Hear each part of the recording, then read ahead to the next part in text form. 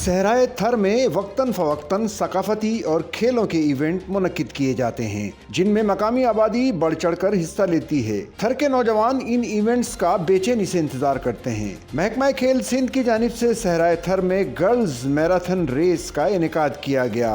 इस इवेंट में 500 से ज्यादा लड़कियों ने हिस्सा लिया और ये इस बात का सबूत है कि थर की लड़कियां किस कदर जोश और खरोश से स्पोर्ट्स इवेंट में शिरकत करती हैं। मैराथन दौड़ में लड़कियों का जोश और खरोश शदीद नहीं था। हर लड़की की कोशिश थी कि वो किसी तरह सबसे आगे निकल जाए। मेघवाड़ नामी लड़की ने इंतहाई तेज रफ्तारी से ये दौड़ मुकम्मल की और पहली पोजीशन हासिल की। इसके साथ ही मेघवाड़ को 50,000 रुपए कैश इनाम और ट्रॉफी भी दी गई।